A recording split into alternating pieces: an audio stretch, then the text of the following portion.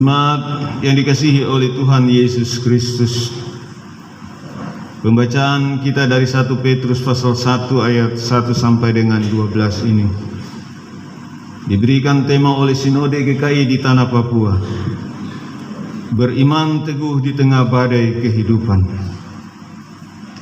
Dan nats renungan yang akan kita renungkan yaitu pada ayatnya yang ke-8. Sekalipun kamu belum pernah melihat Dia, namun kamu mengasihinya. Kamu percaya kepada Dia sekalipun kamu sekarang tidak melihatnya. Kamu bergembira karena sukacita yang mulia dan yang tidak terkatakan. Jemaat yang dikasihi oleh Tuhan Yesus Kristus,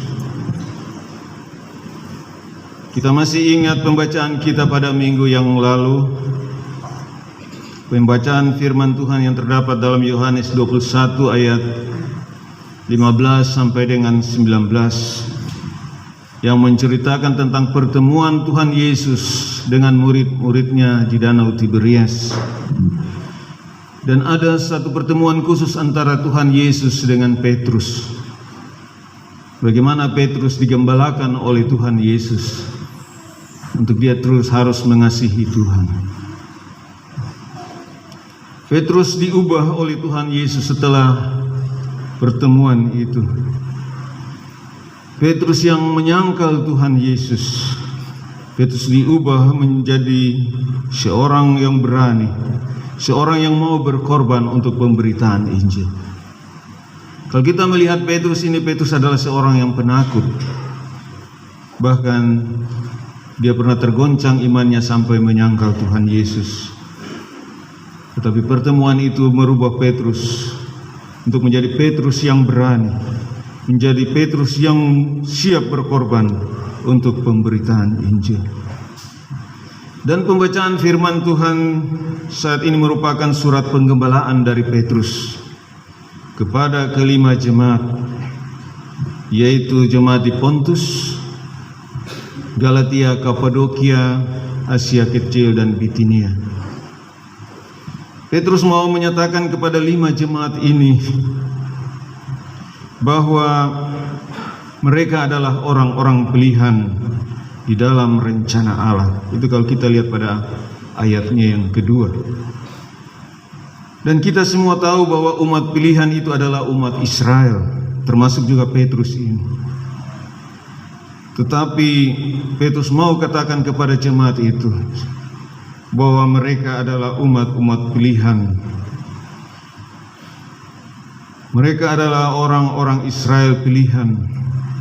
Memang umat Israel yang sesungguhnya telah gagal memenuhi rencana Allah, maka hak istimewa sebagai umat pilihan itu yang dahulunya menjadi milik dari bangsa Israel itu, tetapi sekarang menjadi milik orang percaya kepada Tuhan Yesus.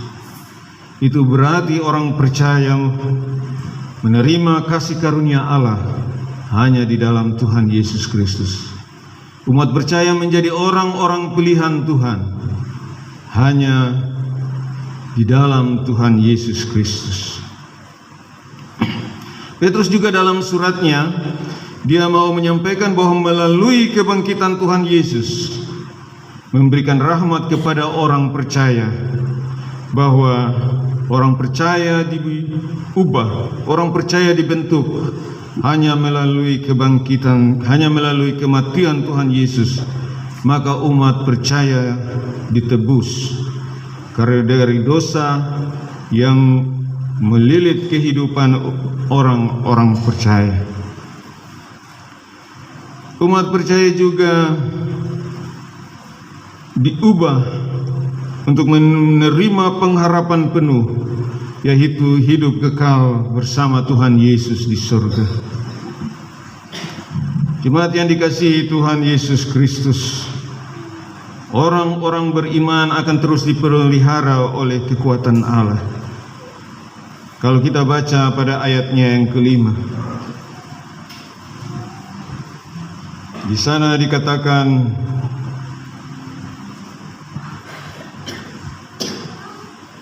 yaitu kamu yang dipelihara dalam kekuatan Allah karena imanmu sementara kamu menantikan keselamatan yang tersedia untuk dinyatakan pada akhir zaman. Jadi orang-orang percaya akan dipelihara oleh kekuatan Allah. Mungkin menjadi pertanyaan bagi kita, mengapa orang-orang beriman perlu dipelihara oleh kekuatan Allah? Petrus tahu bahwa dia pernah jatuh, dia pernah lemah, dia pernah menyangkal Tuhan Yesus.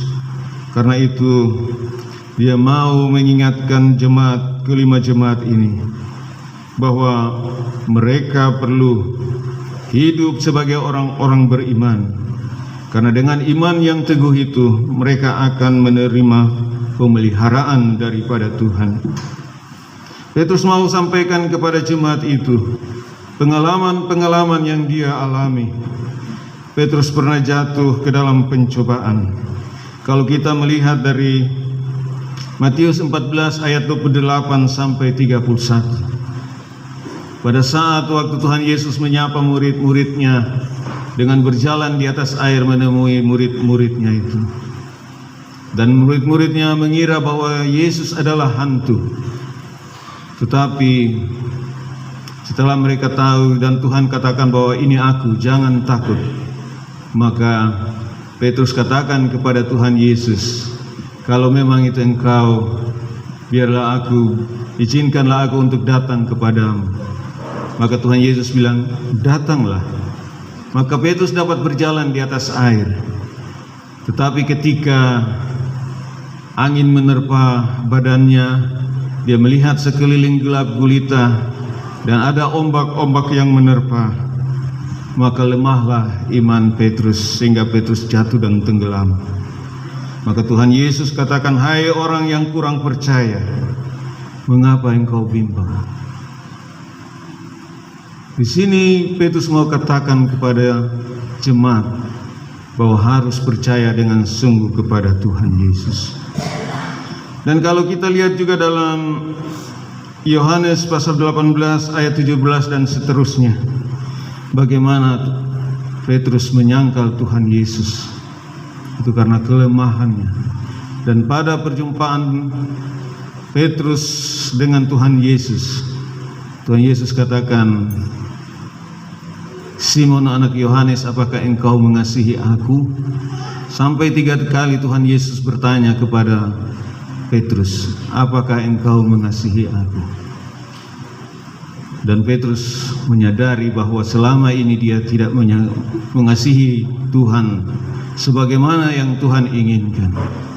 Tuhan mau katakan kepada dia, apakah engkau mengasihi aku lebih daripada mereka ini? Jadi Tuhan mau inginkan bahwa Petrus itu harus mengasihi Tuhan lebih dari segala-galanya, lebih daripada dirinya sendiri. Itu yang diinginkan oleh Tuhan Yesus. Maka Petrus sadari bahwa mengasihi Tuhan itu adalah sangat penting dalam hidup ini. Selain percaya dengan sungguh, mengasihi dengan sungguh adalah hal yang sangat penting dalam kehidupan ini. Karena percaya dengan sungguh, mengasihi dengan sungguh kepada Tuhan, maka itu akan membentuk iman yang hebat. Bapak Ibu yang kekasih di dalam Tuhan Yesus Kristus, juga Petrus katakan, bergembiralah walaupun ada dalam sukacita oleh berbagai pencobaan. Karena melalui pencobaan-pencobaan inilah orang percaya dibentuk. Karena melalui pencobaan-pencobaan inilah orang percaya dimurnikan supaya mempunyai nilai iman yang tinggi, yang tidak dapat dibandingkan dengan emas, tidak dapat dibandingkan dengan harta duniawi. Bahkan Rasul Petrus mau katakan bahwa orang percaya yang mempertahankan imannya akan memperoleh puji-pujian, kemuliaan dan hormat dari Tuhan Yesus pada saat ia menyatakan dirinya. Itu dapat kita baca dalam ayatnya yang ke-6 dan ke-7. Sedangkan pada ayat yang ke-8 Petrus mau mengatakan bahwa nilai-nilai iman yang murni ini terdapat pada kelima jemaat itu. Kalau kita baca ayatnya yang ke-8 mau mengatakan, sekalipun kamu belum pernah melihat dia, namun kamu mengasihinya. Kamu percaya kepada dia, sekalipun kamu sekarang tidak melihatnya. Kamu bergembira karena sukacita yang mulia dan yang tidak terkatakan. Nilai iman yang murni inilah yang ada pada jemaat itu, kelima jemaat ini. Walaupun nilai iman itu adalah, Petrus mau katakan, walaupun mereka tidak melihat Tuhan Yesus, tetapi mereka mengasihi Tuhan Yesus. Walaupun mereka tidak melihat Tuhan Yesus, tapi mereka percaya dengan sungguh kepada Tuhan Yesus. Inilah nilai iman yang tidak dapat dibandingkan dengan emas maupun harta dunia ini. Nilai iman inilah yang membuat jemaat ini bersuka cita. Jemaat ini dapat bersuka cita di dalam pencobaan yang mereka hadapi. Dan nilai inilah yang merupakan tujuan iman dari jemaat, sehingga mereka memperoleh keselamatan jiwa. Jemaat yang dikasihi oleh Tuhan Yesus Kristus, apakah makna firman ini bagi kita sekalian? Yang kita kaitkan dengan tema dari Sinode GKI di Tanah Papua. Beriman teguh di tengah badai kehidupan. Surat penggembalaan dari Rasul Petrus ini juga bukan hanya ditujukan kepada kelima jemaat ini, tapi surat penggembalaan ini juga ditujukan kepada kita selaku jemaat GKI Pengharapan, khususnya Rayon Percetakan, bahwa kita juga adalah orang-orang percaya kepada Tuhan Yesus. Kita juga termasuk umat pilihan Tuhan. Kita telah ditebus oleh darah Tuhan Yesus melalui kematiannya, dan kita telah dikaruniakan kemenangan melalui kebangkitannya. Jadi kita bukan umat yang biasa saja, tetapi kita adalah umat pilihan Tuhan. Kalau kita baca dalam 1 Petrus pasal 2 ayat 9 dan 10. 1 Petrus pasal 2 ayat 9 dan 10 di sana dikatakan, tetapi kamulah bangsa yang terpilih, imamat yang rajani, bangsa yang kudus, umat kepunyaan Allah sendiri, supaya kamu memberitakan perbuatan-perbuatan yang besar dari Dia yang telah memanggil kamu keluar dari kegelapan kepada terangnya yang ajaib. Kamu yang dahulu bukan umat Allah, tetapi yang sekarang telah menjadi umatnya, yang dahulu tidak dikasihani, tetapi yang sekarang telah beroleh belas kasihan. Bapak Ibu jemaat yang dikasihi oleh Tuhan Yesus Kristus, kita adalah orang-orang pilihan Tuhan. Bagaimanakah kita selaku orang-orang pilihan Tuhan dapat beriman teguh di tengah badai kehidupan ini? Kalau kita melihat ayatnya yang ke-6, di sana mau dikatakan bahwa sebagai manusia yang hidup di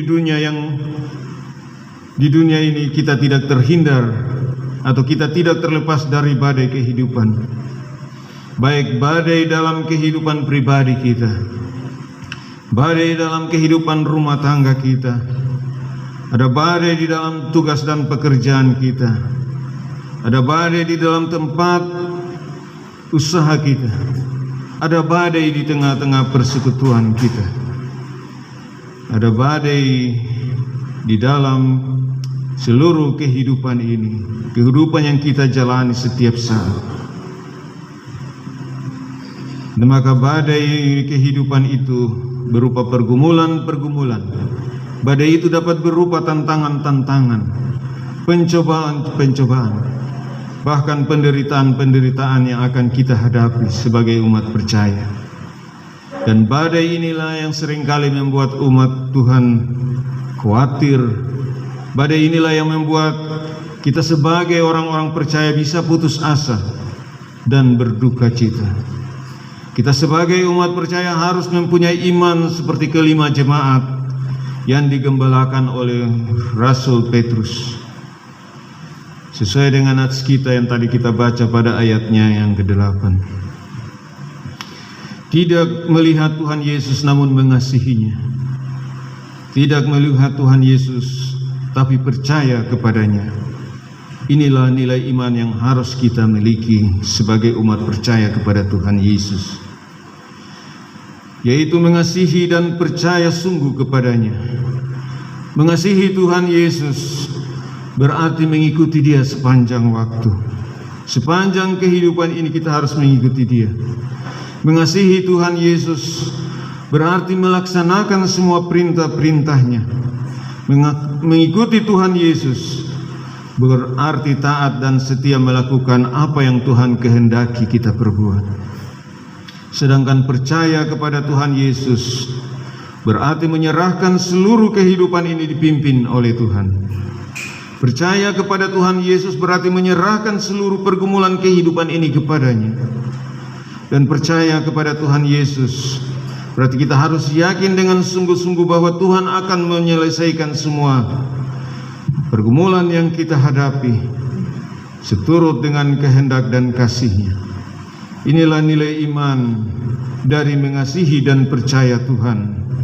Dan inilah yang dapat membuat orang-orang percaya, orang-orang pilihan ini dapat mengalami sukacita walaupun di tengah-tengah badai kehidupan. Firman Tuhan ini mau mengatakan kepada kita sekalian, kalau kita baca dari Matius 6 ayatnya yang ke-33, di sana dikatakan, tetapi carilah dahulu kerajaan Allah dan kebenarannya, maka semuanya itu akan ditambahkan kepadamu. Carilah dahulu kerajaan Allah dan kebenarannya. Itu menjadi kewajiban bagi kita semua. Itu harus menjadi tugas bagi kita sekalian. Sedangkan semua akan ditambahkan kepadamu. Itu adalah pekerjaan Allah Bapa di sorga. Carilah kerajaan Allah dan kebenarannya. Itu berarti kita harus mempunyai hubungan yang intim dengan Tuhan setiap saat, melalui membaca dan merenungkan firman Tuhan, berdoa terus kepadanya setiap waktu, mencari kerajaan Allah dan kebenarannya, yaitu hadir dalam setiap ibadah-ibadah, baik ibadah minggu, ibadah KSP, ibadah unsur-unsur, ibadah-ibadah lainnya. Dan carilah kerajaan Allah dan kebenarannya, berarti kita mengasihi Tuhan dan percaya kepadanya dengan sungguh. Dan semuanya akan ditambahkan kepada kita. Itu adalah merupakan pekerjaan kuasa Allah. Tuhan akan menambahkan damai sejahtera. Tuhan akan memberikan sukacita, kekuatan, kehormatan, hikmat, bahkan mujizat-mujizat yang akan kita alami di dalam kehidupan ini. Firman Tuhan ini mau menasihati kita bahwa di tengah-tengah kehidupan kita harus terus mencari kerajaan Allah dan kebenarannya. Firman Tuhan ini mau menuntun kita untuk kita selalu taat dan setia kepadanya.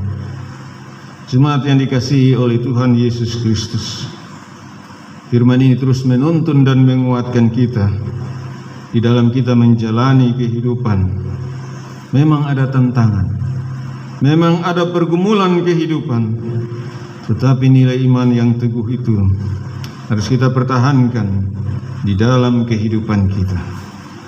Kiranya Roh Kudus menyertai kita untuk menjadi anak-anak Tuhan yang setia, melaksanakan tugas dan panggilannya di tengah-tengah dunia ini. Tuhan menyertai dan melindungi kita sekalian. Amin.